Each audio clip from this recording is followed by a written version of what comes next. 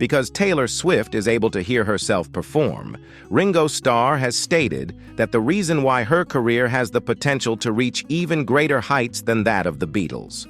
As the Beatles went from being an unknown quartet in Liverpool to becoming global megastars, the world-famous drummer, who is now 84 years old, compared the singer's dominance to that of Beatlemania, which captivated the entire world in the 1960s.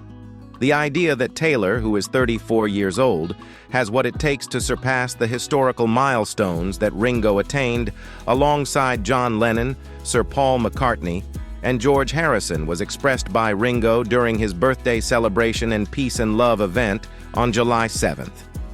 The statement that he made was, "Of course, there are a lot of people going crazy when you come on stage. The difference now is that she is able to hear what she is doing. We were unable to hear what we were doing because we were with the house PA. Would you be able to dig it out? In the home, we had the PA." He proceeded by saying, "She is a beautiful person," while heaping praise on the vocalist from Cruel Summer. "Whether it was at the Grammys or something else, I run into her and her mother. So I am familiar with her. She is blessed by God.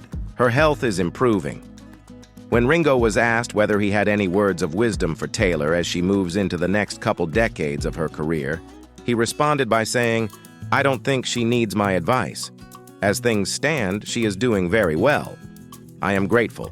A performance by the Beatles on The Ed Sullivan Show on February 9, 1964, is credited with spreading the joyful, fan-led culture that surrounded the band from the United Kingdom to the United States.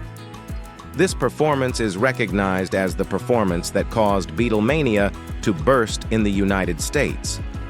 Beatlemania was the moniker given to the devotion that followed them as they gained in popularity throughout the 60s. Crowds followed them wherever they went, and whenever they went somewhere, they were surrounded by fans. In the weeks preceding up to their debut on The Ed Sullivan Show, the band's music was played on the radio channels virtually non-stop, and fans were getting ready to swarm upon their arrival. As soon as the plane landed at Kennedy International Airport in New York City on February 7th, the Beatles were greeted by massive groups of people.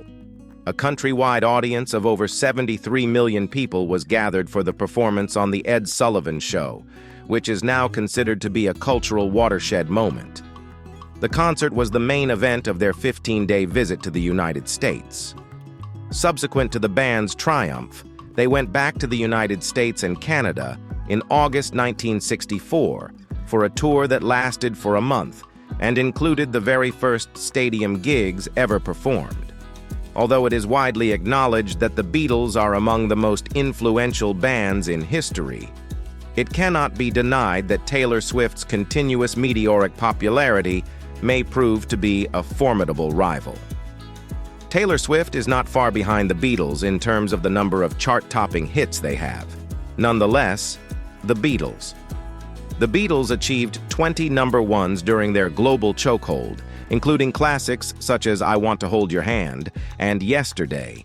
On the other side, Taylor has a total of 12 of her songs that have reached number one on the charts, including Cruel Summer and Fortnight. The final 5 years of her career saw the arrival of 7 of these number ones by her.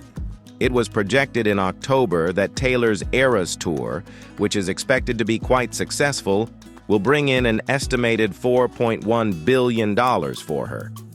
Taylor has contributed billions more to the economy of the United States as a result of the massive production, which has resulted in several opportunities for her legions of Swifties to travel, purchase tickets, and engage in merchandising business.